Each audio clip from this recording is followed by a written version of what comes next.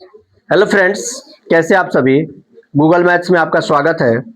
आज हम लोग क्लास 10th का जो प्रश्नावली 8 है उसका 8.1 हम लोग कर रहे थे। उसमें 6 तक हम लोग पढ़ लिए थे। आज हम लोग 7 से शुरू किए हैं, क्वेश्चन नंबर 7 से।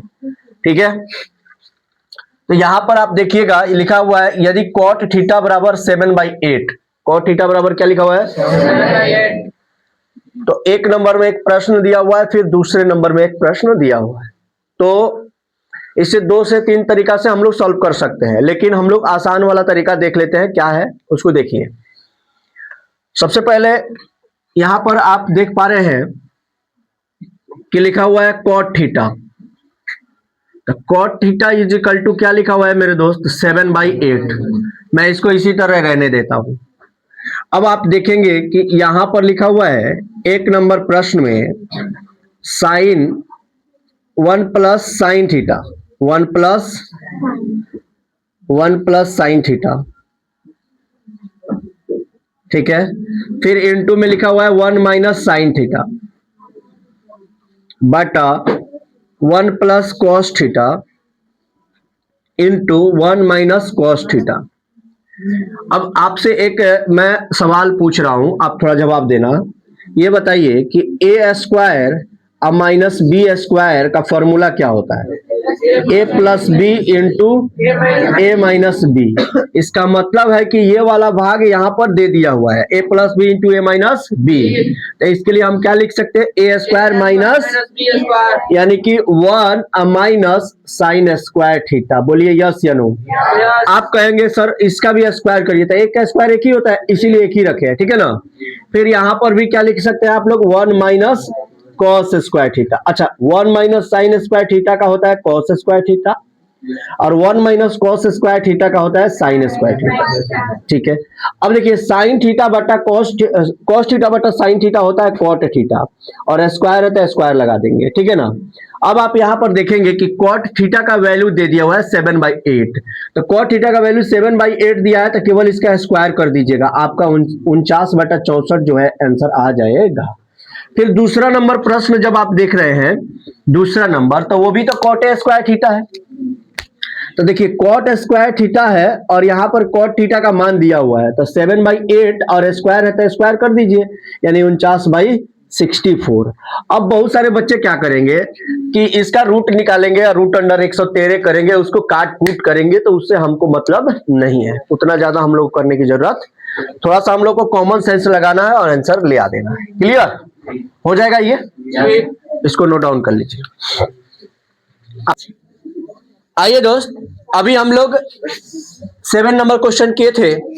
अब 8 नंबर क्वेश्चन है, कह रहा है कि यदि 3 cot a बराबर 4, तो जांच कीजिए कि 1 - tan² a बटा 1 + tan² a बराबर cos² a minus sin² a है या नहीं। मतलब ये दोनों बराबर है कि नहीं। अब इस प्रश्न को बनाने से पहले हमने अपने क्लास में पूछा कि कौन कौन बना सकते हैं, तो बहुत सारे बच्चों ने हाथ उठाया, जिसमें से हम एक लड़की को बुलाए हैं जिनका नाम है दिव्या कुमारी। देखिए ये बना रही हैं कि नहीं सही, तो चलिए बनाइए। बना सकते हैं, चलिए।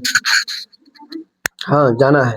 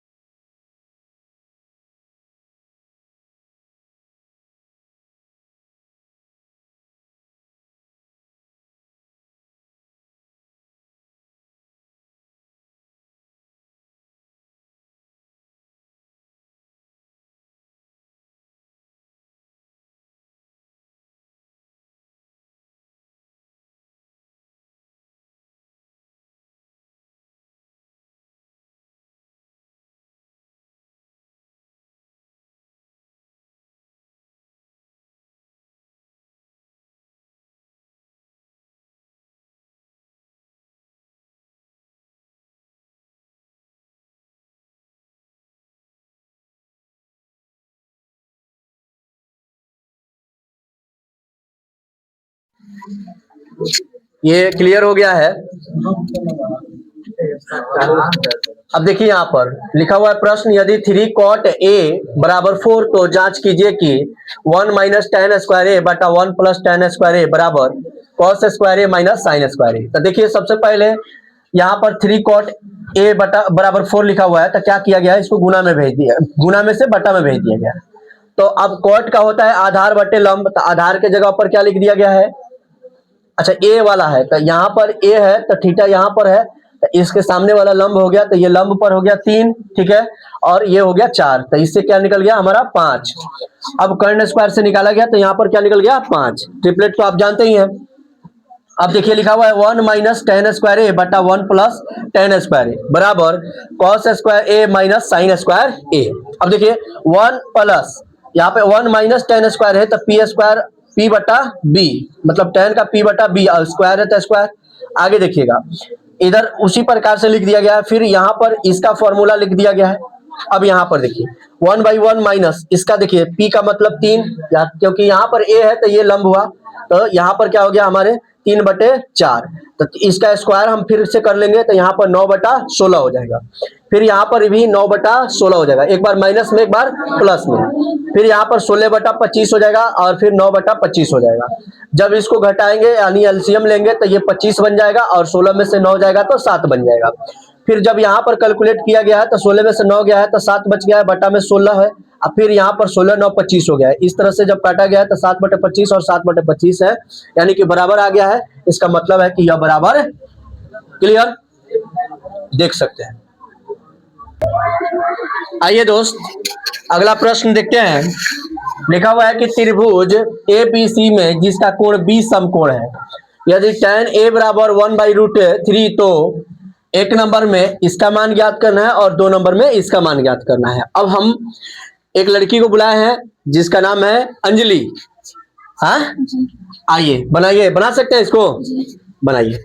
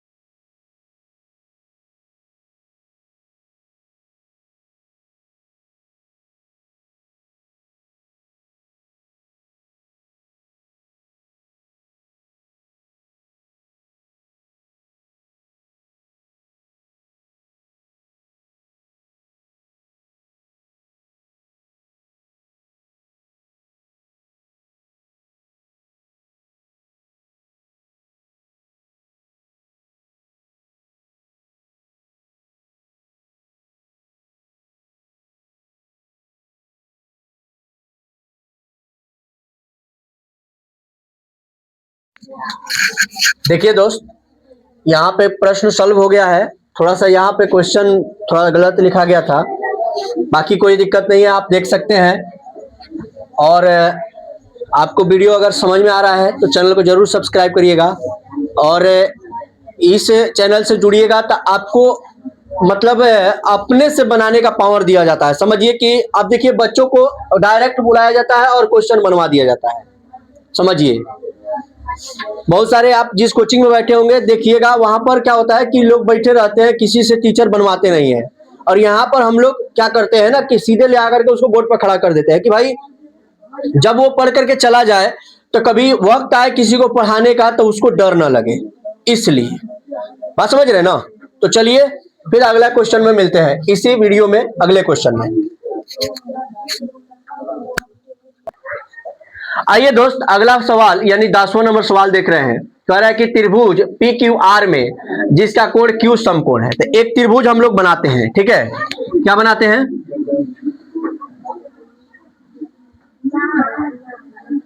अब यहाँ पर P हो गया, यहाँ पर Q हो गया और यहाँ पर R हो गया। अब यहाँ पर ही Q लिखे हैं क्योंकि Q कह रहा है कि समकोण है, ठीक है दोस्त? तो Q समकोण है तो Q का समकोण रख दिए हैं। अब देखिएगा, अब आगे जब हम बढ़ेंगे तो यहाँ पर हम लिखेंगे सॉल्व। क्या लिखेंगे मेरे दोस्त? सॉल्व। और जैसे ही सॉल्व लिखेंगे तो हम वहां पर देख पा रहे हैं कि P R plus Q R बराबर 25 सेंटीमीटर दिया हुआ है। यस या नो? यस। फिर यहाँ पर पी क्यू को जब हम देखते हैं तो वो कह रहा है कि 5 सेंटीमीटर है। क्या है? अब यहाँ पर देखिएगा P और Q ये कितना हो गया? 5 सेंटीमीटर, ठीक है? अब यहाँ पर पी आर बराबर मैं कह सकता हूं 25 माइनस क्यू आर। बोलिए यस या नो? यस।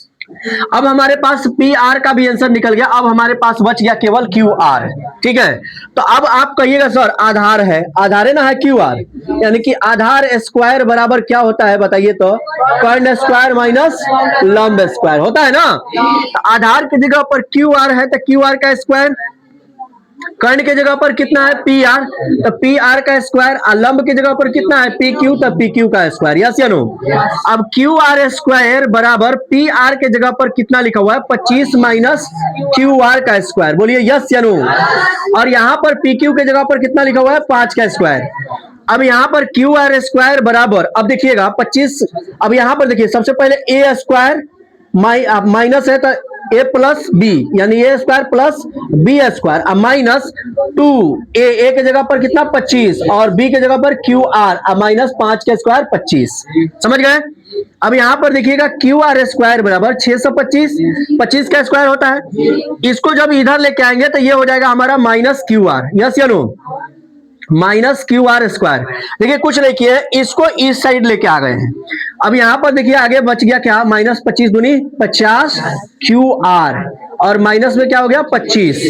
अब यहां से ये और ये खत्म हो जाएगा, खत्म हो जाएगा कि नहीं? अब जैसे ही आप यहाँ पर देख रहे हैं कि ये 6 से 25 लिखा हुआ है और इसमें से 25 जब चला जाएगा तो कितना बचेगा? 600।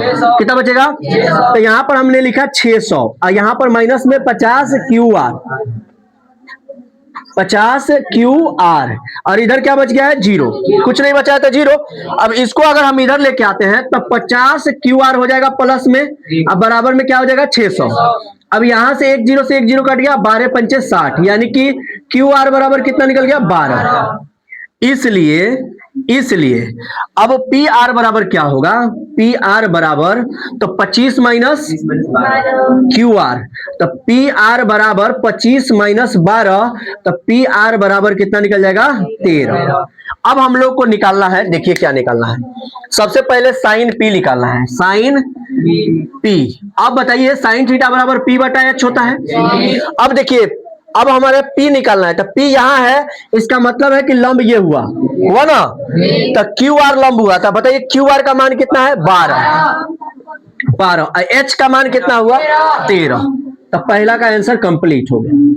फिर उसके बाद लिखा है cos P। क्या लिखा हुआ है? cos P। तो cos का तो पहले B बटा H होता है, पहले इसको लिख लीजिए। अच्छा, P में निकालना है तो ये हमारा आधार हो गया ना? तो आधार 5 और कर्ण कितना हो गया? 13। क्लियर हो गया आंसर दूसरा का भी।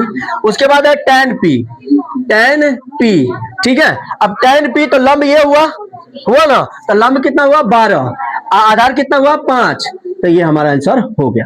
देखिए क्या बात है, कोई भारी चीज है? देख सकते हैं एक बार, यहाँ पर देखिए ये मिट गया हाथ से, चलिए इसको नोट डाउन कर लीजिए, अगर नहीं समझ में आया तो बताइएगा।